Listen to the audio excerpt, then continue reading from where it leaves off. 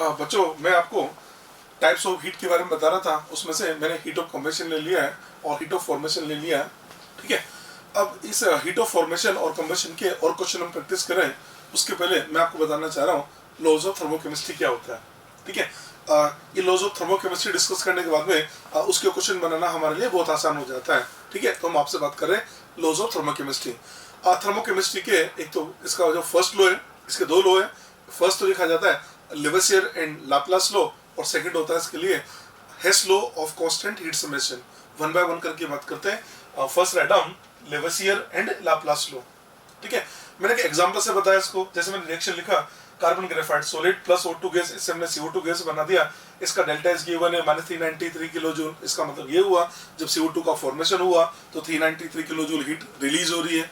तो लेवसियर and Laplace का क्या बोलना है कि जब CO2 का फॉर्मेशन हुआ तो CO2 के फॉर्मेशन पे 393 किलो जूल हीट इवोल्व हो रही है। अगर आप ये जो 393 हीट है ना इस CO2 को वापस अप्लाई कर दें तो CO2 जिन एलिमेंट से बना है उसी में वापस डिकम्पोज हो जाएगा। आप समझिए, जैसे CO2 है इसको हमने कितनी हीट सप्लाई करी 393 किलो जूल, तो ये कार्बन ऑक्सीजन के अंदर डिकम्पोज हो गया। या ऐसे बोल सकते हैं, इसको अपन ऐसे समझ सकते हैं भाई मैंने क्या कर रखा है, इन दोनों रिएक्शन को देखिए ध्यान से, तो ये इसका रिवर्स करके लिखा हुआ है और आप देख लीजिए मैग्नीट्यूड वो का वही है और केवल साइन चेंज हुआ है। तो अपन इसको ऐसे भी समझ सकते हैं कि जैसे मान लो आपके पास एक रिएक्शन है, अगर आपने किसी रिएक्शन को रिवर्स करके लिखा तो उसका जो डेल्टा एच है उसका मैग्नीट्यूड तो वही रहेगा, उसका साइन चेंज हो जाएगा। या हम इसको भी ऐसे भी समझ सकते हैं कि जो रिवर्सिबल रिएक्शन है, रिवर्सिबल रिएक्शन के अंदर अगर फॉरवर्ड एंडो है तो बैकवर्ड एक्सो होगा और फॉरवर्ड अगर एक्सो है तो बैकवर्ड एंडो होगा। यही होता है लेवसियर एंड लाप्लास लॉ। ठीक है, चलिए जी, सेकंड मैंने ले लिया Hess law of constant heat summation. अब हेस लॉ क्या कहता है? हेस लॉ बोलता है कि आपके पास कोई फिजिकल प्रोसेस हो या केमिकल प्रोसेस है, आप उसको चाहे एक स्टेप में कराओ या मल्टी स्टेप में कराओ, उसका जो एंथैल्पी चेंज होगा वो हमेशा सेम होगा। इसका लॉजिक देता है कि एंथैल्पी तो स्टेट फंक्शन है ना, ये तो पाथ पर डिपेंड ही नहीं करता है। स्टेट में लिखा मैंने एंथैल्पी चेंज इन केमिकल और physical processes remain same whether it take place in single step or multi step। इस बात को मैं एग्जांपल समझाता हूँ। देखो मैंने एक एग्जांपल ले लिया। देखो फर्स्ट एग्जांपल क्या ले लिया, जैसे कार्बन है, कार्बन का कंप्लीट कंबशन करवाए। मैंने कार्बन का कंप्लीट कंबशन वन स्टेप में करा दिया तो कार्बन O2 के साथ रिएक्ट करके CO2 बना लेगा। इसका एंथैल्पी चेंज डेल्टा H1 है, नंबर 1। या आप ये भी कर सकते हैं कि जो कार्बन है इसका पहले इनकम्प्लीट कंबशन करा के कार्बन मोनोऑक्साइड बना लो, फिर जो कार्बन मोनोऑक्साइड बना उसका कंप्लीट कंबशन करा के आप CO2 बना लो। मतलब आपको कार्बन से CO2 जाना, अब इसके जाने का रास्ता क्या है? एक तो आप चाहो तो एक स्टेप में डायरेक्ट चले जाओ और दूसरा रास्ता क्या है, कार्बन से पहले कार्बन मोनोऑक्साइड पे जाओ और फिर कार्बन मोनोऑक्साइड से CO2 पे आओ। ठीक है, देखो समझना, कार्बन का अगर कंप्लीट कंबशन करे तो CO2 बनेगा, इसका एंथैल्पी चेंज डेल्टा H1 है। एक तो ये तरीका है और दूसरा तरीका क्या है, कार्बन है, कार्बन का मैंने इनकम्प्लीट ऑक्सीडेशन करवाया, इनकम्प्लीट कंबशन करवा के पहले कार्बन मोनोऑक्साइड बनाया और फिर कार्बन मोनोऑक्साइड बना, उस कार्बन मोनोऑक्साइड का मैंने फर्दर कंबशन करवाया तो CO2 बन गया। तो ये क्या बोलता है, आप सी से CO2 आ रहे हो, एक पाथ तो आपके पास ये रहा, एक पाथ आपके पास ये रहा, तो बोलता है इस पाथ की एंथैल्पी और इस पाथ की एंथैल्पी तो सेम होगी क्योंकि एंथैल्पी तो स्टेट फंक्शन है, पाथ पर डिपेंड नहीं करती है। तो हम ऐसे लिख सकते हैं ना, ये जो डेल्टा H1 है ये बेसिकली डेल्टा H2 और डेल्टा H3 के सम के इक्वल होगा। तो ये लिखा मैंने delta H1 equal to delta H2 plus delta H3। ठीक है, अच्छा डेल्टा H1 क्या है? देखो डेल्टा H1 क्या है, C से CO2 बना, इसका डेल्टा H1 का मतलब ये तो कार्बन का हीट ऑफ कंबशन है, तो डेल्टा H1 की जगह लिखा मैंने heat of combustion of carbon. देख लीजिए नोट का standard heat of combustion of carbon, ये तो standard heat of combustion carbon हो गया। डेल्टा H2 ये डेल्टा H2 होगा। अब डेल्टा H2 क्या है, तो देखो डेल्टा H2 कार्बन से क्या बना, CO बना, तो ये कार्बन का कंबशन तो नहीं हो सकता, पर यार ये कार्बन मोनोऑक्साइड का फॉर्मेशन तो है ना। देखो कार्बन मोनोऑक्साइड का फॉर्मेशन होगा ना C प्लस हाफ O2 से, इसका मतलब डेल्टा H2 की जगह लिख सकता हूँ ना मैं कार्बन मोनोऑक्साइड का हीट ऑफ फॉर्मेशन, ये लिखा मैंने standard heat of formation of carbon monoxide. इधर चले, यहाँ कार्बन मोनोऑक्साइड से CO2 बना, तो ये क्या रिएक्शन है, ये हमारे पास है कार्बन मोनोऑक्साइड का हीट ऑफ कंबशन, तो कार्बन मोनोऑक्साइड का स्टैंडर्ड हीट ऑफ कंबशन। तो हम ऐसे बोल सकते हैं कार्बन मोनोऑक्साइड का standard heat of formation, carbon monoxide का standard heat of formation and carbon monoxide का जो हीट ऑफ कंबशन है, इसका जो एल्जेब्रिक सम है, इससे हमको मिलेगा standard heat of combustion of carbon. यानी एक तरह से देख पा रहे हैं कि मेरे को इस रिएक्शन का डेल्टा चलाना था, इस रिएक्शन का डेल्टा चलाना था, तो हम इसका डेल्टा H और इसका डेल्टा H को ऐड करने से इसका डेल्टा H आ पा रहा है हम ऐसे बोल सकते हैं कि ये जो होता है ना, किसी टारगेट रिएक्शन को लाना है और उसको लाने के लिए आप एक से ज्यादा रिएक्शन को ऐड करते हैं या उसको सब्ट्रैक्ट करते हैं, तो ये बेसिकली हेस लॉ की एप्लीकेशन है। तो जब भी हम ऐसे क्वेश्चन बनाएंगे ना कि कोई टारगेट इक्वेशन होगी, हमको उसका डेल्टा एच निकालना है, तो हम देखना एक से ज्यादा रिएक्शन को या तो ऐड करेंगे या सब्ट्रैक्ट करके देखेंगे। तो ये बेसिकली ऐड करना या सब्ट्रैक्ट करना, ये हेस लॉ का ही एप्लीकेशन है। तो जितने भी मैं आगे क्वेश्चन बनाऊंगा ना, आपसे बोलूंगा इनको ऐड कर दो, सब्ट्रैक्ट कर दो, तो वो बेसिकली सब क्या है, ये सब हेस लॉ की एप्लीकेशन है। क्योंकि हेस ने हमें सिखाया है किसी रिएक्शन का डेल्टा एच लाना तो आप एक से ज्यादा रिएक्शन को ऐड और सब्ट्रैक्ट करके ला सकते हो। ये लीजिए, ये इसका कंक्लूजन आ गया। इसका एक और एग्जांपल ले लिया, हेस लॉ का एक और एग्जांपल लिया। देखो सॉलिड है, आपने सॉलिड से पहले लिक्विड बनाया और लिक्विड से आपने वेपर बनाया, या आप चाहो तो सॉलिड से डायरेक्ट वेपर बना दीजिए। अगर आप सॉलिड से लिक्विड बना रहे हैं तो इसकी हीट को बोलते हैं हीट ऑफ फ्यूजन। लिक्विड से अगर आपने वेपर बनाया इसको बोलते हैं हीट ऑफ वेपोराइजेशन, और अगर आप सॉलिड से डायरेक्ट वेपर बना रहे हैं इसको बोल दिया जाए हीट ऑफ सब्लिमेशन। तो अपन ऐसे बोल सकते हैं कि जो हीट ऑफ सब्लिमेशन होगा वो हीट ऑफ फ्यूजन और हीट ऑफ वेपोराइजेशन के इक्वल होगा। तो ये देखो, लिख दिया heat of sublimation is equal to heat of fusion plus heat of vaporisation. Vaporisation और फ्यूजन का जो सम है वो सब्लिमेशन के सम के इक्वल होता है। ठीक है, अब इसके क्वेश्चन बनाते हैं। देखो क्वेश्चन है calculate heat of formation of C2H2। आपको C2H2 का हीट ऑफ फॉर्मेशन निकालना है और उसके लिए गिवन है 3 रिएक्शन गिवन है। अब क्या क्या है, देखो C प्लस O2 से CO2 बना दे, इसका डेल्टा एच दर का मैंने C93। दूसरा दर का H2 प्लस हाफ O2 से H2 लिक्विड बना दिया, इसका डेल्टा एच दर गिवन है -286 किलोजूल पर मोल। थर्ड गिवन है C2H2 gas plus 5/2 O2 gas से बना दिया 2CO2 gas plus H2O liquid, इसका डेल्टा एच गिवन है -1300 किलोजूल पर मोल। अब ये लेकर आना है। तो जब कभी वैसा क्वेश्चन आए, सबसे पहले क्या काम करें, जो आपको फाइंड करना है उसकी इक्वेशन लिखो, उसको बोल दिया जाता है टारगेट इक्वेशन। तो मैं सबसे पहले तो टारगेट इक्वेशन बना रहा हूँ। टारगेट इक्वेशन, टारगेट क्या है, तो टारगेट है heat of formation of C2H2। तो C2H2 के फॉर्मेशन की रिएक्शन लिखो। अब C2H2 की फॉर्मेशन की रिएक्शन ये लिखी जाएगी 2 carbon solid plus H2 gas, इससे हम बना देते हैं ये C2H2 गैस बना दिया। ये C2H2 के फॉर्मेशन की रिएक्शन है। हमसे क्वेश्चन में ये तो बोला गया कि इसका डेल्टा एच निकालना है। अब हमें करना क्या है, हमें इसका डेल्टा एच लाना है, और इसका डेल्टा एच लाने के लिए हमको 1 2 3 गिवन है। तो इसने ये तो बता देना किसी भी रिएक्शन का डेल्टा एच लाना हो तो एक से ज्यादा रिएक्शन को एड या सब्ट्रैक्ट कर सकते हो। इसीलिए हम एक क्वेश्चन बेसिकली देखा जाए तो ये हेस लॉ की एप्लीकेशन के क्वेश्चन बना रहे हैं। अब ये टारगेट है, अब कैसे ऐड करना है, कैसे सब्ट्रैक्ट करना है वो मैं आपको सिखा रहा हूँ। आप टारगेट को देखो, टारगेट के लेफ्ट हैंड साइड में आपको कार्बन और हाइड्रोजन चाहिए। कार्बन फर्स्ट नंबर देगा, हाइड्रोजन सेकंड देगा, तो दोनों को ऐड करेंगे तो कार्बन हाइड्रोजन आपको मिल जाएगा। पर कार्बन आपको 2 चाहिए और इससे 1 मिलेगा। तो क्या काम करेंगे, जो इक्वेशन नंबर 1 है, इक्वेशन नंबर 1 इसको 2 से मल्टीप्लाई कर दिया और 2 से मल्टीप्लाई करके इक्वेशन नंबर 2 में ऐड कर दिया। ऐसा करने से लेफ्ट हैंड साइड आ जाएगी। इसकी राइट हैंड साइड में क्या चाहिए, C2H2 चाहिए। C2H2 कौन देगा, थर्ड देगा, पर थर्ड आपको लेफ्ट में देगा, आपको राइट में चाहिए, तो थर्ड को माइनस करना है। ये इक्वेशन नंबर थर्ड को माइनस करना होता है। ठीक है, आप चाहे तो सोल्व करके देख लीजिए। देखो जैसे आप इसको 2 से मल्टीप्लाई करेंगे, ये बनेगा 2C प्लस 2O2 बनेगा। जब दोनों को ऐड करेंगे तो 2O2 और 1/2O2 5/2O2, और इसको माइनस करेंगे तो कैंसिल हो जाएगा। इधर भी देख लो 2CO2 बनेगा और ये इनको ऐड करेंगे तो 2CO2 प्लस H2, और इसको माइनस करेंगे तो ये पूरा कैंसिल हो जाएगा। तो आपके पास ये बचेगा ना 2 कार्बन प्लस हाइड्रोजन, और ये उधर जाएगा तो ये डेल्टा एच आएगा, नहीं आएगा आपके पास में। ठीक है, तो डेल्टा एच भी क्या होगा, तो डेल्टा एच में भी सेम ये काम करें। 1 के डेल्टा एच को 2 से मल्टीप्लाई करें। 1 का डेल्टा एच कितना है 393, 2 से मल्टीप्लाई किया तो -2 × 393, ये लीजिए। सेकंड का डेल्टा एच ऐड कर दिया, ये लीजिए सेकंड का डेल्टा एच ऐड कर दिया, -286 को हमने ऐड कर दिया। इसमें से हम थर्ड को माइनस कर देते हैं, थर्ड को माइनस किया, -1300 को माइनस कर दिया। ठीक है, इसको सोल्व करते हैं। देखो 393 है, इसका डबल करते हैं। इसका डबल किया तो 3 2 जा 6 18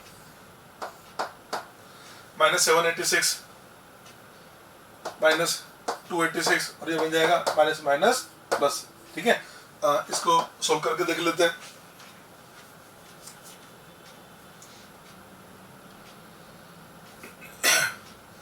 आप 1300 है, इसमें से माइनस कर दीजिए 286 और एक माइनस कर दीजिए 786, आपके पास आंसर आता है 228। इसका आंसर देंगे प्लस 228 किलोजूल पर मोल। ये लीजिए, ये क्वेश्चन का आंसर आ जाता है। ठीक है, इस टाइप से इन क्वेश्चन को सोल्व करना होता है। ठीक, और भी क्वेश्चन लेते हैं आपको समझाने के लिए।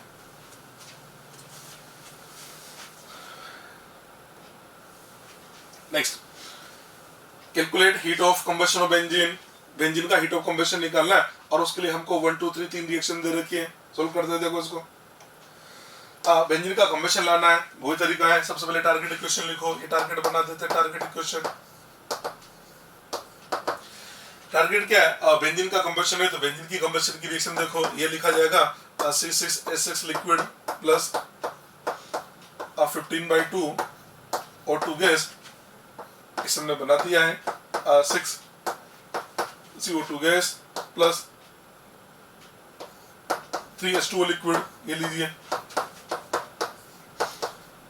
हमको इसी का डेल्टा एच लेकर आना है, ठीक।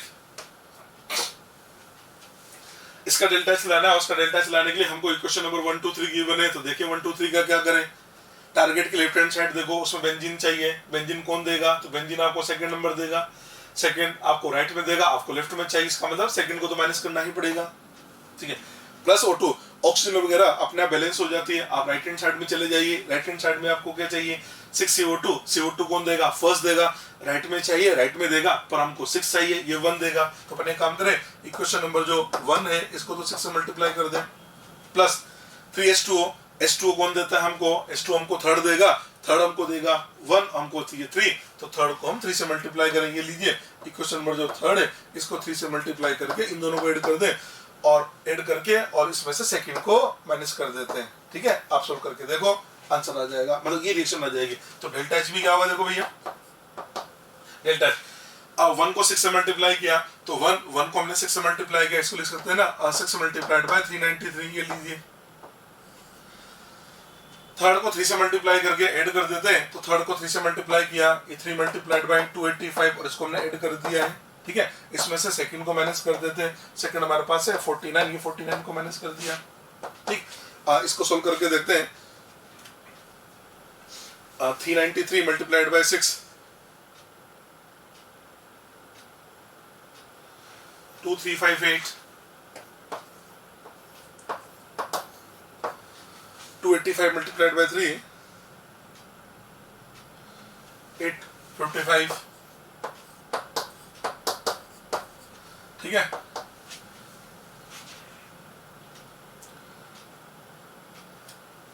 इसको ऐड कर देते हैं, 2358 प्लस 855 प्लस 49, 3262 आंसर आ रहा है, माइनस 3262 किलोजूल पर मोल। ये लीजिए, ये क्वेश्चन का आंसर आ जाता है, ठीक है। तो तरीका आपको समझ में आना चाहिए कि किसी भी टारगेट को लाना है तो एक से रिएक्शन को ऐड या सब्ट्रैक्ट करना होता है, ठीक। इन दोनों क्वेश्चन को थोड़ा सा वापस समझते हैं। देखो, कुछ बात सिखाना चाह रहा हूँ, इसकी बात करें, हमको इस क्वेश्चन के अंदर क्या करना था, इस रिएक्शन का डेल्टा चलाना था। इसने क्या बोला हमको, calculate heat of formation of C2H2, C2H2 का हीट ऑफ फॉर्मेशन निकालना था हमको, C2H2 का हीट ऑफ फॉर्मेशन निकालना था। तो सबसे पहले हमने टारगेट लिखा, इसके बाद टारगेट लिख दिया, तो जो लाइन लिखी है इसका काम खत्म हो गया। अब हमारा टास्क क्या है कि इसका डेल्टा एच लेकर आना है, इसका डेल्टा एच लाना है, ठीक है। इसका डेल्टा एच लाना है, मैंने आपको सिखाया था किसी रिएक्शन का डेल्टा एच लाना हो। अच्छा, जो हमको गिवन है 1 2 3 उनको देखें। फर्स्ट रिएक्शन की बात करें तो फर्स्ट को देख के नहीं लग रहा ये कार्बन के कंबशन की रिएक्शन है, सेकंड हाइड्रोजन की कंबशन की रिएक्शन है, थर्ड C2H2 की कंबशन की रिएक्शन है। तो अपने से बोल सकते हैं, इसने एक तरह से देखा जाए तो इसने हमको कार्बन का हीट ऑफ कंबशन दे दिया -393, हाइड्रोजन का हीट ऑफ कंबशन दे दिया -286 और C2H2 का हीट ऑफ कंबशन दे दिया -1300। इन एक तरह से देखा जाए हमको इस रिएक्शन का डेल्टा चलाना है, और उसका डेल्टा चलाने के लिए हमको कार्बन का हीट ऑफ कंबशन दे रखा है, हाइड्रोजन का हीट ऑफ कंबशन दे रखा है, और हमको C2H2 का भी हीट ऑफ कंबशन दे रखा है। तो मैंने आपसे बोला था किसी रिएक्शन का डेल्टा चलाना हो और उसके जो रिएक्टेंट प्रोडक्ट है उन सभी का हीट ऑफ कंबशन दे रखा हो, तो रिएक्टेंट के हीट ऑफ कंबशन को ऐड करें, उसमें से प्रोडक्ट का हीट ऑफ कंबशन माइनस करें, रिएक्टेंट कार्बन का हीट ऑफ कंबशन तो -393 2 मोल, तो लीजिए 2 × 393 हो गया, प्लस हाइड्रोजन का हीट ऑफ कंबशन वो हमको दे रखा है 286, ये हमने ऐड कर दिया और उसमें से हमने C2H2 का हीट ऑफ कंबशन माइनस कर दिया, तो आंसर वही आ जाएगा +228। इसका मतलब मैंने आपको वो जो रिजल्ट लिखवाया था ना कि किसी भी रिएक्शन का डेल्टा से निकालना हो और सभी रिएक्टेंट प्रोडक्ट के हीट ऑफ कंबशन दे रखे हो, तो रिएक्टेंट में से प्रोडक्ट माइनस कर दीजिए, वो बेसिकली हेस लॉ से आता है। तो मैंने हेस लॉ का जो कंक्लूजन है वो आपको कंक्लूजन डायरेक्ट याद करवा दिया था, ठीक है। फॉर्मेशन का भी कंक्लूजन बताया था, इधर देखो। अब यहाँ क्या था, calculate heat of combustion of benzene, benzene का कंबशन निकाला हमने, सबसे पहले रिएक्शन लिख ली। रिएक्शन लिखी, इसके बाद ये हो गया कि हमको इसका डेल्टा एच लाना है, यानी इस रिएक्शन का डेल्टा एच लाना है। अब आपको बोल रखा है किसी रिएक्शन का डेल्टा एच लाना हो, तो आप ये देखो उसके जो रिएक्टेंट प्रोडक्ट है उनकी कौन सी हीट दे रखी है, तो तीनों जो गिवन डाटा है उनको वापस देखें तो पता लगा फर्स्ट नंबर CO2 का फॉर्मेशन दे रखा है, सेकंड से पता लगा बेंजीन का फॉर्मेशन दे रखा है, थर्ड से पता लगा वाटर का फॉर्मेशन दे रखा है। इसका मतलब ये जो रिएक्शन है जिसका डेल्टा एच लाना है, इसके अंदर हमको बेंजीन का हीटो फॉर्मेशन दे रखा है, CO2 का हीटो फॉर्मेशन दे रखा है, वाटर का हीटो फॉर्मेशन दे रखा है, और आपको पता है O2 एलिमेंट का हीटो फॉर्मेशन 0 मान लिया जाता है। इसका मतलब जिस रिएक्शन का डेल्टा एच लाना है उसके अंदर जितने भी रिएक्टेंट प्रोडक्ट है सभी का हीटो फॉर्मेशन गिवन है। और आपसे बोला था ना अगर रिएक्टेंट प्रोडक्ट के सबके हीटो फॉर्मेशन दे रखे हो तो प्रोडक्ट के फॉर्मेशन में से रिएक्टेंट का फॉर्मेशन माइनस करना है, तो प्रोडक्ट का फॉर्मेशन CO2 का फॉर्मेशन 393, 6 से मल्टीप्लाई करें ये लीजिए -6 × 393, प्लस वाटर का फॉर्मेशन वो हमको दे रखा है -285, 3 मोल है तो 3 से मल्टीप्लाई कर दिया, ये तो प्रोडक्ट का फॉर्मेशन हो गया। इसमें रिएक्टेंट का फॉर्मेशन माइनस करें, रिएक्टेंट कौन है बेंजीन, और बेंजीन का फॉर्मेशन दे रखा ना 49, 49 को माइनस कर दिया, ऑक्सीजन का तो 0 होता है, सोल्व करेंगे आंसर -3262। तो कुल मिला के आपको रिजल्ट याद रखना है कि आपको किसी रिएक्शन का डेल्टा चलाना है, आपको किसी रिएक्शन का डेल्टा चलाना है, और उसको लाने के लिए उसके जितने भी रिएक्टेंट प्रोडक्ट है अगर सभी का हीटो फॉर्मेशन दे रखा है तो प्रोडक्ट में से रिएक्टेंट माइनस कर लो, और रिएक्टेंट प्रोडक्ट सभी का हीटो कम्बशन दे रखा है तो आप रिएक्टेंट में से प्रोडक्ट को माइनस कर सकते हैं। ठीक है, ये रिजल्ट है, ये आपको याद कर लेना है। ठीक, आगे बढ़ते हैं। अगला क्वेश्चन, नेक्स्ट क्वेश्चन देख लीजिए।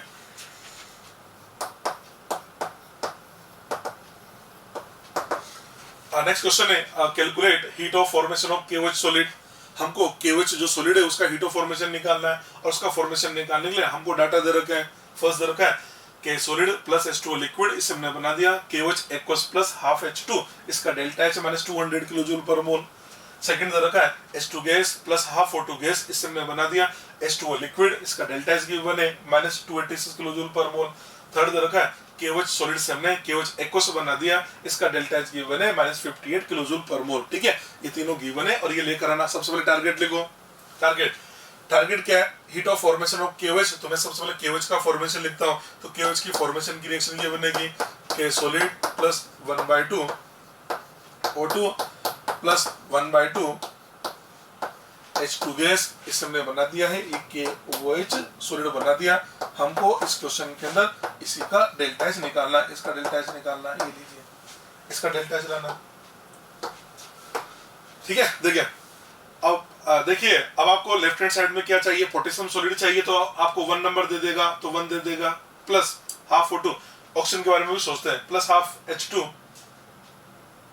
देखिए अब H2 की बात करें तो H2 क्या हो रहा है, जो फर्स्ट नंबर की इक्वेशन है ना, इसके राइट हैंड साइड में भी हाफ H2 है, और सेकंड जो है ना इसके लेफ्ट हैंड साइड में भी एक H2 है। तो अगर दोनों को ऐड करेंगे उसकी हाफ H2 से इसका हाफ H2 कैंसिल हो गया, हाफ H2 बचेगा नहीं बचेगा, इसका मतलब फर्स्ट में सेकंड ऐड करना पड़ेगा। ये लीजिए, ये तो हमको दिखाई दे रहा है इक्वेशन नंबर 1 के अंदर इक्वेशन नंबर 2 को ऐड करना होगा।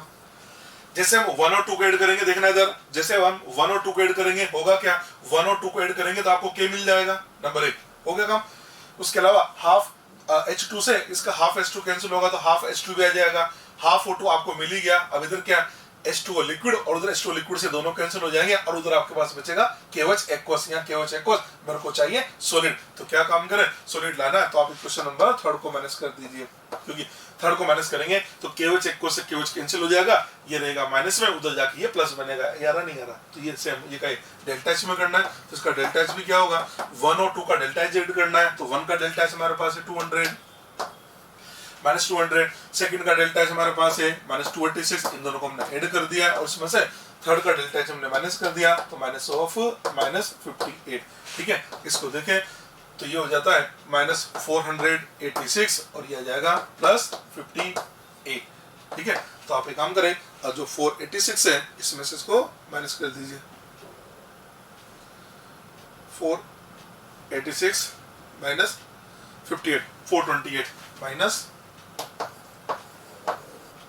428 किलोजूल पर मोल, ये इस क्वेश्चन का आंसर आ जाता है। ठीक है, नेक्स्ट लेते हैं।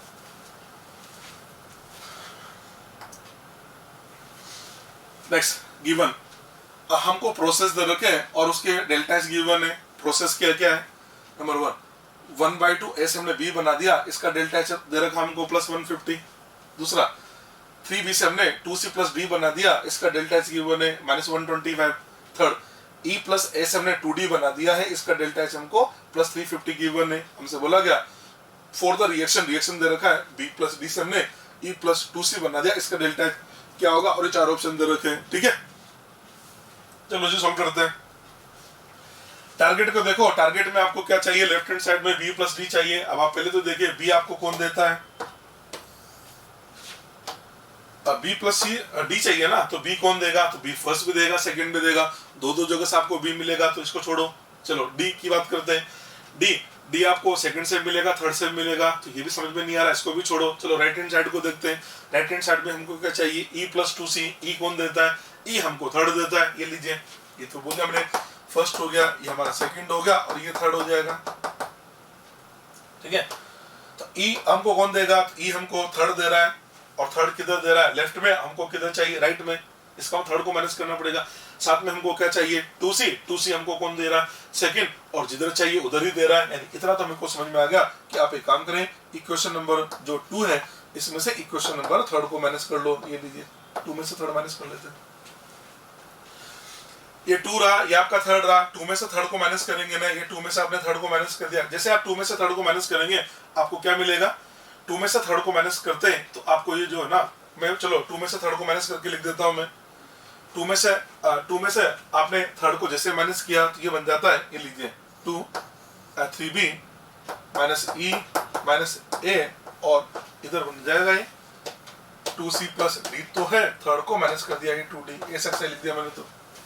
ठीक है, इस e को उधर ले चलते हैं।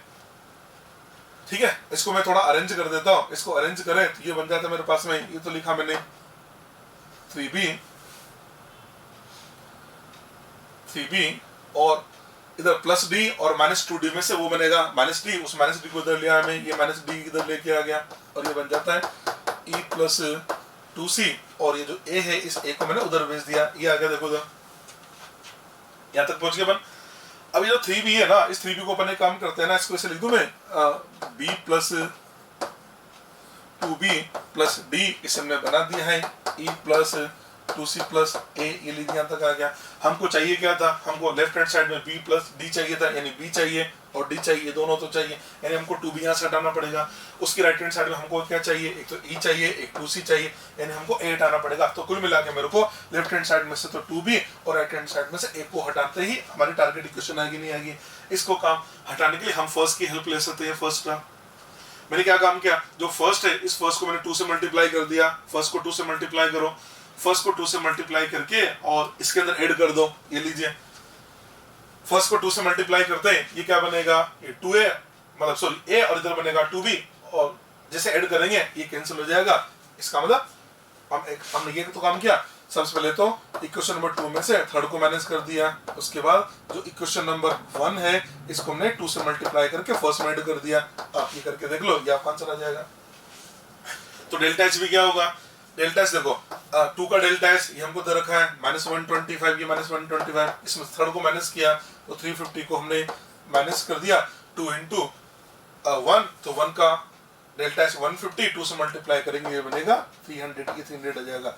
इसको सोल्व करने से आंसर आता है -175 किलो जूल। ठीक है, इस क्वेश्चन का आंसर आ रहा है थर्ड -175 किलो जूल। ये क्वेश्चन नीट के एग्जाम में आया हुआ है, बहुत ही सिंपल क्वेश्चन है। तो कुल मिला के बात ये है, क्वेश्चन आपके बहुत ही सिंपल आते हैं, बस आपको हेस्लो लगाना आना चाहिए, और हेस्लो में कुछ भी नहीं है, यही देखना होता है किसको ऐड करना और किसको सब्ट्रैक्ट करना। कुल मिला के ये टोटल मैथमेटिकल पार्ट है, टेंशन लेने की कोई जरूरत नहीं है। ठीक है जी, अगला क्वेश्चन देखते हैं। Next, calculate heat of combustion of methane, calculate heat of combustion of methane, standard heat of formation of CH4 CO2 and H2 are this. ठीक है, कैलकुलेट, तो आपको जो फाइंड करना है, सबसे पहले आपको टारगेट हो गया ना, तो टारगेट क्या आपका, heat of combustion of methane. देखिए सबसे पहले मैं टारगेट क्वेश्चन बना देता हूं, टारगेट लिख रहा हूं मैं, टारगेट है heat of combustion of methane. तो पहले सबसे पहले तो मैं मीथेन की कंबशन की रिएक्शन लिख देता हूं, ये लीजिए, ये मीथेन की कंबशन की रिएक्शन आ जाती है, ये लो, ये मैंने सबसे पहले तो मीथेन की कंबशन की रिएक्शन लिख दी। अब हमको क्या करना है, हमको इस रिएक्शन का डेल्टा एच लेकर आना, ये डेल्टा एच लाना है। ठीक है, अब इसका डेल्टा चलाना है और इसका डेल्टा चलाने के लिए देखो क्या दे रखा है हमको, standard heat of formation of CH4 methane का फॉर्मेशन दे दिया, CO2 का फॉर्मेशन, वाटर का फॉर्मेशन। कुल मिला के क्वेश्चन ये इसका डेल्टा चलाना है और इसका डेल्टा चलाने के लिए मीथेन का standard heat of formation given है, CO2 का standard heat of formation given है, वाटर का standard heat of formation given है और O2 का तो जीरो होता ही है। तो कुल मिला के वही बात आ गई ना, किसी रिएक्शन का डेल्टा चलाना है और उसकी जो रिएक्टेंट प्रोडक्ट है सभी के standard heat of formation given हो तो प्रोडक्ट के हीट ऑफ फॉर्मेशन में से रिएक्टेंट का हीट ऑफ फॉर्मेशन माइनस करेंगे। चलिए CO2 का फॉर्मेशन दे रखा हमको -393 2 टाइम्स ऑफ वाटर का फॉर्मेशन हमको दे रखा है 286। इन दोनों को हमने ऐड कर दिया और उसमें से हम माइनस कर देते हैं मीथेन का फॉर्मेशन, और मीथेन का फॉर्मेशन दे रखा है -78.4। ये लीजिए इसको सोल्व करके देख लेते हैं। -393 286 का 2 टाइम्स करें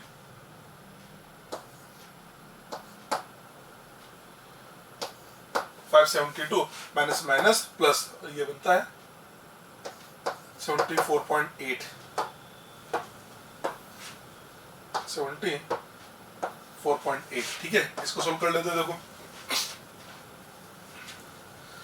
393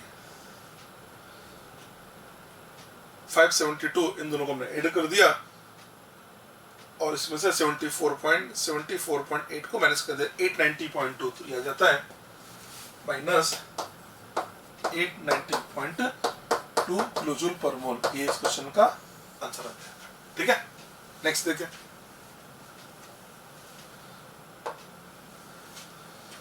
next calculate enthalpy change for the reaction. ये रिएक्शन गिवन है, इसका एंथैल्पी चेंज डेल्टा एच लेकर आना है, इसका डेल्टा एच हमको लाना है।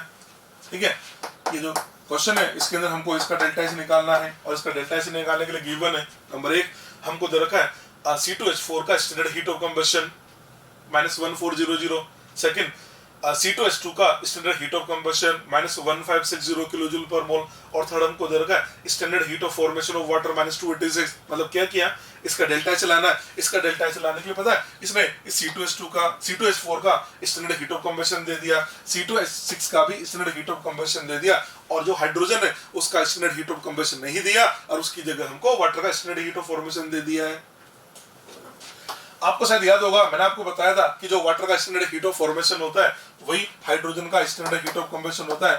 एक तरह से देखा जाए तो इसने हमको हाइड्रोजन का भी स्टैंडर्ड हीट ऑफ कंबशन ही दे रखा है। तो क्वेश्चन भी बहुत आसान हो गया। ये तो क्वेश्चन है कि हमको इस रिएक्शन का डेल्टा चलाना है और इसका डेल्टा चलाने के लिए हमारे पास इसका भी हीट ऑफ कंबशन अवेलेबल है, इसका भी हीट ऑफ कंबशन है और इसका भी हीट ऑफ कंबशन है। और हमने आपको क्या सिखा रखा है, किसी रिएक्शन का डेल्टा चलाना हो और उसके जो रिएक्टेंट प्रोडक्ट है अगर सभी के हीट ऑफ कंबशन गिवन हो तो रिएक्टेंट के हीट ऑफ कंबशन में से प्रोडक्ट का हीट ऑफ कंबशन माइनस करो। चलिए C2H4 का हीट ऑफ कंबशन दे रखा है -1400, हाइड्रोजन का हीट ऑफ कंबशन दे दिया -286। इन दोनों को तो हमने ऐड कर दिया और इसमें से हम माइनस कर देते हैं C2H6 का हीट ऑफ कंबशन और वो हमको दे रखा है -1560। इसको सोल्व करें तो ये बन जाता है -14 तो ये बन जाएगा -1686 प्लस 1560। इसको सोल्व कर लेते हैं। ये हमको दे रहा है 1686 वैसे 1560 126 तो आंसर आ जाता है -126 किलोजूल पर मोल। ये इस क्वेश्चन का आंसर आ जाएगा। ठीक है, समझ में आ रहा? नेक्स्ट देखो, calculate standard heat of formation of methane, standard heat of formation methane, standard heat of combustion of carbon, hydrogen, methane are this. ठीक है, आप सबसे पहले टारगेट इक्वेशन बनाइए। ये टारगेट बना देते हैं। सबसे पहला काम आपको टारगेट ही बनाना होता है, ये टारगेट इक्वेशन। और टारगेट क्या है, जो आपको कैलकुलेट करना है वही टारगेट होता है। तो calculate standard heat of formation of methane, तो मीथेन का फॉर्मेशन लिखे। मीथेन का formation carbon solid plus 2H2 gas, इससे हम ये CH4 गैस बना देते हैं और हमको इसका ही तो डेल्टा चलाना है। तो ये मीथेन के फॉर्मेशन ये टारगेट आ गया हमारा। ठीक है, इसका डेल्टा लेकर आना है। अब इसका डेल्टा लाने के लिए हम तो ये देखेंगे ना हमको कार्बन, हाइड्रोजन और मीथेन का क्या दरकार है। तो क्वेश्चन लिखा हुआ है heat of combustion of carbon, carbon का हीट ऑफ कंबशन दे दिया, हाइड्रोजन का हीट ऑफ कंबशन दे दिया और मीथेन का भी हीट ऑफ कंबशन दे दिया। मतलब किसी रिएक्शन का डेल्टा चलाना और उसकी रिएक्टेंट प्रोडक्ट सभी के हीट ऑफ कंबशन दे रखे, तो क्या करें, रिएक्टेंट के हीट ऑफ कंबशन में से प्रोडक्ट का हीट ऑफ कंबशन माइनस कर दीजिए। तो कार्बन का हीट ऑफ कंबशन ये हमारे पास है -393, hydrogen heat of combustion 2 multiplied by 286, इन दोनों को ऐड करना है। इसमें से मीथेन का हीट ऑफ कंबशन -887 को माइनस करना होता है। ठीक है, तो ये आ जाता है -393 और 286 का डबल करें तो ये बन जाता है 12,7,572 माइनस माइनस प्लस 887। ठीक है, इसको सोल्व करके देखते हैं। 393 प्लस इसमें हमने ऐड कर दिया 572 और माइनस 887, आंसर आ जाता है 78। ठीक है, आंसर है -78 किलोजूल पर मोल, ये इस क्वेश्चन का आंसर आ जाता है। ठीक है, ठीक, नेक्स्ट देखो। Next, when 2 mole of ethane C2H6 when 2 mole of ethane is completely burnt then 3129 kilojoule of heat is evolved. Calculate heat of formation of C2H6। ठीक है, आपको CO2 का स्टैंडर्ड हीट ऑफ फॉर्मेशन दे रखा है -395 और दूसरा water का भी स्टैंडर्ड हीट ऑफ फॉर्मेशन दे रखा है -286। ठीक है, इस क्वेश्चन को सोल्व करते हैं। देखो इस क्वेश्चन में क्या बोला, 2 मोल इथेन का कंप्लीट कंबशन करवा रहे तो हीट रिलीज हो रही 3129, यानी 3129 का भी हीट रिलीज हो रही है जब 2 मोल का कंबशन हुआ। और आपको पता है हीट ऑफ कंबशन तो 1 मोल के लिए होती है ना, तो 2 मोल पे जब इतनी हीट रिलीज हो रही है तो 1 मोल पे क्या रिलीज होगी, तो 1 मोल पे जो रिलीज होगी इससे मैंने ये इसका हीट ऑफ कंबशन बना दिया। ये लीजिए, तो यहाँ से मैं सबसे पहले तो ये जो C2H6 है इसका हीट ऑफ कंबशन निकाल लेता हूँ और कंबशन तो रिलीज ही होता है ना, 3129 को हमने ये 2 से डिवाइड कर दिया। ये लीजिए, ये तो हमारे पास में इसका हीट ऑफ कंबशन आ जाएगा। ठीक है, अब हम सबसे पहले टारगेट लिखे। टारगेट क्या है, हमसे बोला गया calculate heat of formation of C2H2, तो C2H2 का फॉर्मेशन ये तो टारगेट है। हमें टारगेट लिख देता हूं पहले तो, सबसे पहले तो मैं टारगेट इक्वेशन बनाता हूं। तो टारगेट क्या है, C2H6 का फॉर्मेशन, इसका टारगेट बन जाएगा 2 carbon solid plus 3 H2 gas, इसे बना देते हैं ये C2H6 गैस। हमको इसका डेल्टा एच लेकर आना है, इसका डेल्टा एच लाना है। ठीक है, अब देखिए इसका डेल्टा चलाने के लिए क्या काम करें। अब देखो इसका डेल्टा चलाना है और हमको देख क्या रखा है वो समझना पहले तो। हमको देख क्या रखा है, तो हमको इसने तो C2H6 का हीट ऑफ कंबशन दे दिया, इसका हीट ऑफ कंबशन हमारे पास है। ठीक है, दूसरा CO2 का इसने स्टैंडर्ड हीट ऑफ फॉर्मेशन दे दिया है। आप सही जानते होंगे जो CO2 का स्टैंडर्ड हीट ऑफ फॉर्मेशन होता है वही तो यार कार्बन का हीट ऑफ कंबशन होता है। तो हम ऐसे बोल सकते हैं एक तरह से ये जो CO2 का जो फॉर्मेशन है इसकी जगह ये भी लिख सकते हैं ना, ये तो standard heat of combustion of carbon, ये भी तो वही हो गया। इधर चलो, इसने वाटर का फॉर्मेशन दे दिया। आप शायद समझते होंगे जो वाटर का स्टैंडर्ड हीट ऑफ फॉर्मेशन होता है, जो वाटर का स्टैंडर्ड हीट ऑफ फॉर्मेशन है वही तो यार हाइड्रोजन का स्टैंडर्ड हीट ऑफ कंबशन होता है। एक तरह से देखा जाए तो हम ऐसे बोल सकते हैं इसने हमको क्या क्या दिया, इसने हमको एक तो C2H2 का स्टैंडर्ड हीट ऑफ कंबशन दे दिया, एक हमको कार्बन का स्टैंडर्ड हीट ऑफ कंबशन दे दिया, एक हमको हाइड्रोजन का स्टैंडर्ड हीट ऑफ कंबशन दे दिया। कुल मिला के बात ये है इसका डेल्टा चलाना है। हमको कार्बन का standard heat of combustion given है, हाइड्रोजन का भी standard heat of combustion given है और हमको और C2H6 का भी स्टैंडर्ड हीट ऑफ कंबशन है, तो उसका डेल्टा एच आएगा नहीं आएगा, ये तो क्वेश्चन भी बहुत आसान हो गया। उसका डेल्टा एच क्या लिखेंगे, सबके कंबशन गिवन है। कार्बन का कंबशन को 2 से मल्टीप्लाई किया, 2 मल्टीप्लाइड बाय 395, ये लीजिए। हाइड्रोजन के कंबशन को 3 से मल्टीप्लाई करें तो उसको लिखा जाएगा 3 मल्टीप्लाइड बाय 286, इन दोनों को ऐड कर दिया और इसमें से हम प्रोडक्ट का कंबशन माइनस करें तो इसमें से हमने माइनस कर दिया -3129/2। ठीक है, इसको देखें तो ये हमको देता है 395, इसका हम डबल कर देते हैं। इसका डबल किया तो ये बनेगा -790 माइनस इसका डबल करें ट्रिपल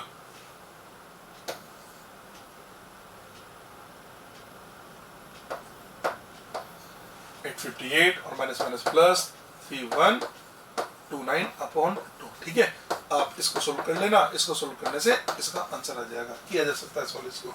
ठीक है, आप कैलकुलेशन कर लेना, आ जाता है आंसर। नेक्स्ट देखते हैं। Next, heat release during combustion of glucose is, ये ग्लूकोज के कंबशन की रिएक्शन दे रखी है, इसका डेल्टा एच हमको दे रखा है -2840 किलो जूल। मतलब ग्लूकोज के कंप्लीट कंबशन पे इतना हीट रिलीज होता है। क्वेश्चन पूछा जा रहा है how much amount of heat is required for production of 0.36 gram of glucose. देखिए इस रिएक्शन को देख के क्या पता लग रहा है, ये बैलेंस्ड है, इसका मतलब 1 मोल ग्लूकोज के कंप्लीट कंबशन में इतनी हीट रिलीज होती है। अगर इसको मैं रिएक्शन को रिवर्स करके लिख दूं, रिवर्स करके लिखूंगा तो ग्लूकोज इधर आ जाएगा, यानी ग्लूकोज का प्रोडक्शन होगा, और जो डेल्टा एच है मैग्नीट्यूड वही रहेगा और साइन उसका चेंज हो जाएगा। तो अपन ऐसे बोल सकते हैं ना, इसका रिवर्स करके हम ऐसे सोच सकते हैं ना, ऐसे लिखा जा सकता है ना 180 ग्राम जो ग्लूकोज है, 180 ग्राम जो ग्लूकोज है उसके प्रोडक्शन के लिए हमको हीट चाहिए, उसके प्रोडक्शन के लिए हीट चाहिए 2840। अब रिक्वायर्ड क्यों बोला, क्योंकि आप रिवर्स करके लिख रहे हो ना, तो आप बोला था ना रिएक्शन को रिवर्स कर दोगे तो एक्सोसेंडो बन जाएगा, तो इसको रिवर्स करके सोचे तो उधर ग्लूकोज बनेगा, और वो कितना बनेगा 180 ग्राम, और हीट कितनी लगेगी 2840। अपन ऐसे बोल सकते हैं 180 ग्राम ग्लूकोज के लिए हीट चाहिए हमको 2840, और क्वेश्चन में हमसे क्या बोल रहा है 0.36 ग्राम ग्लूकोज के प्रोडक्शन के लिए हीट कितना चाहिए, तो आंसर देंगे 2840 डिवाइडेड बाय 180 मल्टीप्लाइड बाय 0.36, इतना किलो जूल हमको हीट की जरूरत होगी। ठीक है, आप इसको सोल्व करके देख सकते हैं। ये लीजिए, इस पॉइंट्स को हटा दिया, 100 आ गया।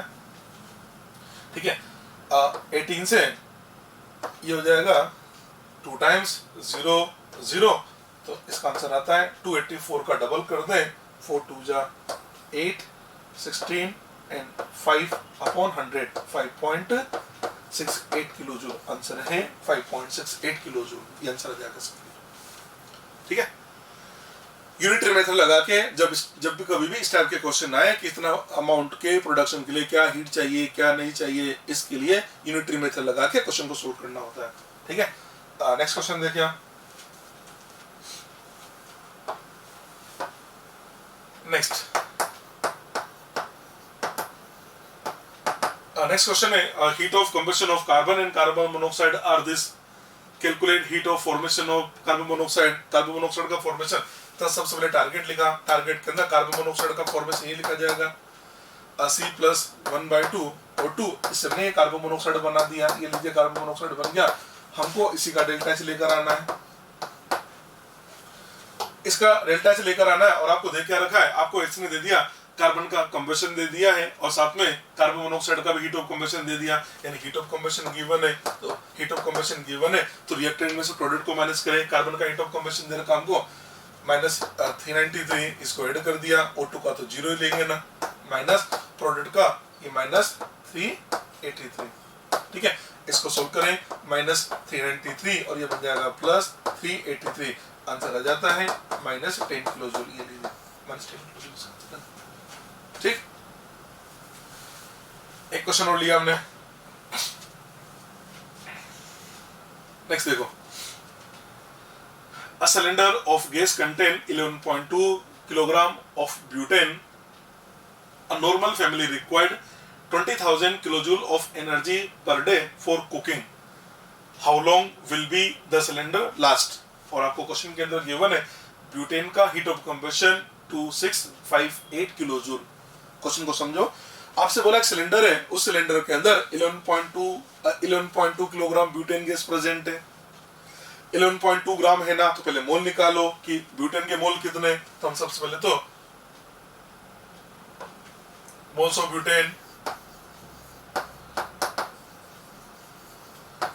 ब्यूटेन के मोल 11.2, तो हमको क्या दे रखा है, केजी में दे रखा, 1000 से मल्टीप्लाई करते ये ग्राम में कन्वर्ट हो गया, अपॉन मोल बनाने तो given mass upon molecular mass, butane हो गया हमारा C4H10, तो C4H10 का मोलिकुलर मास निकाले 1258, इसका मोलिकुलर मास कितना है 58। इसका मतलब हमारे पास एक तरह से देखा जाए तो हमारे पास ब्यूटेन कितने मोल है, इसने हीट ऑफ कंबशन दे रखा है, हीट ऑफ कंबशन दे रखा है 2658, हीट ऑफ कंबशन का मतलब ये 1 मोल से हीट मिलेगी, तो इतने मोल से हीट कितनी मिलने वाली है, तो हम ऐसे लिख सकते हैं टोटल एनर्जी